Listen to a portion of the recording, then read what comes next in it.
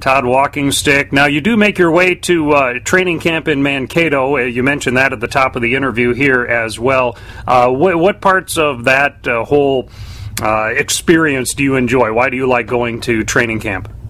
Well, Roy, for one thing, everybody's there for one reason, the Vikings. And so even if you don't know anybody, it's easy to pick up a conversation. Okay. You have that right in. Everybody's got that in common, the Vikings. That's why you're there. I met people from Germany, Holland, Japan, come for the Viking training camp. You just talk to people, and it's, is it hot in August? Absolutely. But, they have 2 days. The morning is typically, it's a walkthrough. It's like 10:30 to 11:30, and then the afternoon it's a pads 2:30 to 5. But, I don't know, I recommend people to come over just once just to see what, you're as close to the players as you're ever going to get. Mm-hmm.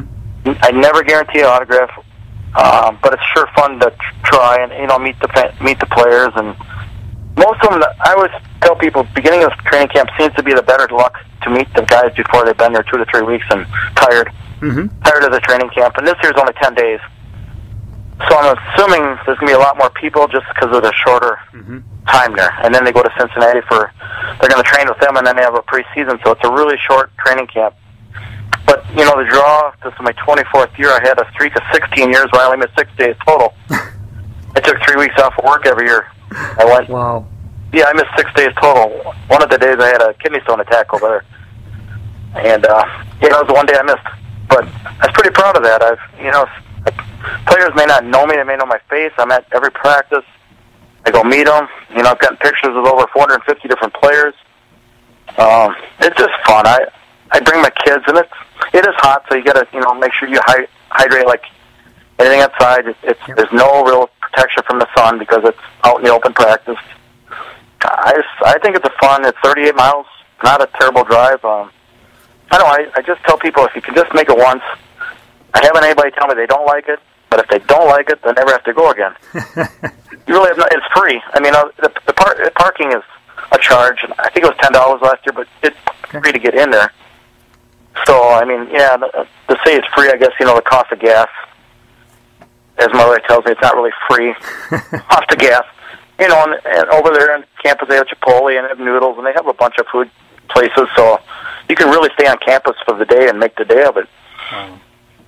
And Todd, just to give a plug to something I mentioned a little earlier in the interview, besides your dedication to the Minnesota Vikings, which is great to see, you've been doing a lot of local Owatonna interviews, a whole wide variety of athletes and coaches and newsmakers. Tell people what it is you do and where they can find those interviews online. Yeah, thanks, Ryan. Scott Lindbergh is my boss at OwatonnaLive.com, and he contacted me one night. He knew my sports passion and asked me if I'd want to host a sports show. I didn't know what I was really getting into, and we sat down, and he said, you line up the guests.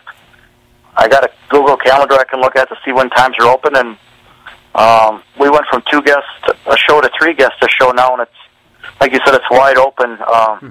This summer I've been doing a lot more high school kids coming in. I'll be doing more kids coming into senior year from Medford, New Richland, Owatonna, and Blooming. Yep. I've got like 20 kids coming in the next month, and so to tape ahead, and you can find it at OwatonnaLive.com, and my show is called Beyond the Game. It's a 10-minute segment of each guest, so 30 minutes of guest time, and it's this last week was Stephanie Kretla talking about her rehabbing of her ACL injury, and this week it's Stephanie Kretla again on her her 4-year career, and then Megan Ressmeyer, and my mind's blanking, Riley Thompson. Former OHS, and now he's playing for the Aces and stuff. So yeah, it's I know it's a wide variety. Like you said, it's anywhere from curling to pickleball to high school sports. And I don't want to say I can do every sport is a lie, because there's so many sports I'm finding in Owatonna. There's not enough time to get everybody in. Sure. So I'm not going to profess I do every sport. That's not a fair statement, but I do the best I can to get a wide variety. So it's not all football or basketball or people that don't like those sports. We'd rather have viewers that have a choice to pick from. Wow. So, yeah, I'm real pleased with it.